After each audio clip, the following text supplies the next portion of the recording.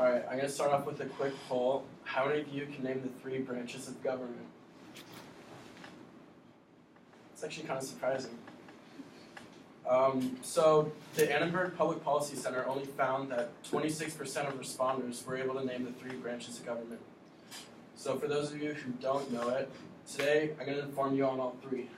So the legislative, executive, and judicial.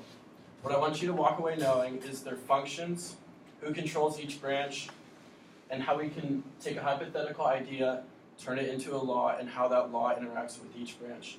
Because I believe that is our civic duty to know how our government works at a basic level. For a long time, I didn't know what the 3 branches of government were. And it wasn't until taking AP Gov my junior year and doing years of Model UN where I finally realized what each branch was, learned their functions, and learned to admire our democracy. So I'm first going to start off with the legislative branch. Arnold Christensen in Journal of Politics writes how legislative was seen as the most important branch by the creators of the Constitution, and they spent the most time on it. And that's why I'm starting with it first. So legislative is controlled by Congress, who we elect directly, meaning we have the power to influence and vote who becomes a politician in our legislative branch. So there's the House of Representatives and the Senators. And their basic function is to turn ideas into laws. So I want to give an example of an idea I had the other day that we can all relate to, our fear of public speaking. Well, at least before this class, it might have changed over time.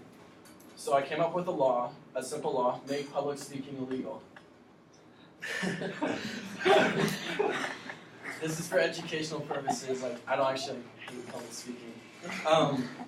So essentially what we would do with this law is we would,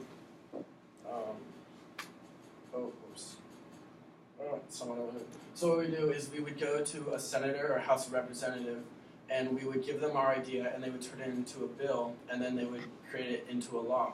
Now this law actually doesn't have any force behind it. So where does it get its force from? Well, it gets it from the executive branch. And the executive branch is controlled by President Donald Trump, who we also elected directly a year ago today, or yesterday. Oh, wow. Yeah. So Trump was referenced in daily compilation of presidential documents last March, saying his plans are to make the federal government effective, accountable, and efficient. So how does he do this? Well, he does it by the executive function, to carry out and enforce laws. So you remember our hypothetical law to make public speaking illegal?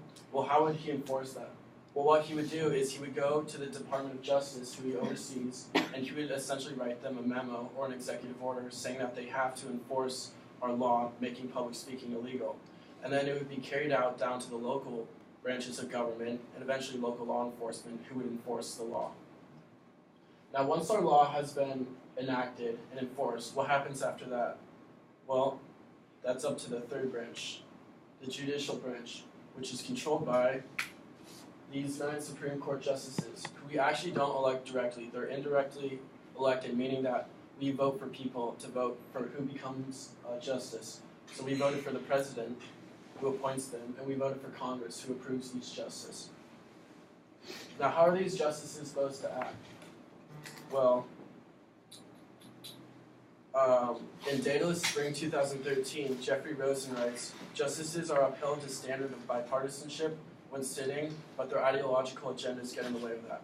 And essentially what that means is the judges are supposed to be unbiased, but in reality, they're always going to be biased because everyone has a hidden political agenda. How would they interpret our law? Well, they would interpret our law, their function is to interpret laws with relation to the Constitution. Now, how would they interpret our law? Well, what they would see is that our law to make public speaking illegal is unconstitutional, because under the First Amendment, freedom of speech, we have the right to essentially speak freely. And they would essentially see public speaking, like if it was being banned, then it would be unconstitutional and the law would fail. Now, laws fail all the time. In a Huffington Post article in 2009, they reported that of the 11,000 bills introduced into the 110th Congress, only 440 were enacted into law. That means our bill had less than a 4% chance of becoming a law even when we introduced it into Congress. So in conclusion, we went through each branch, the legislative, executive, and judicial.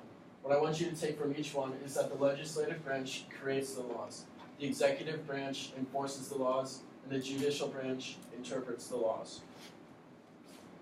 The role of government is always changing, but the three branches will never disappear as long as we support their function and who controls them.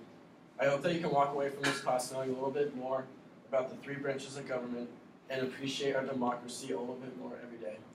Thank you.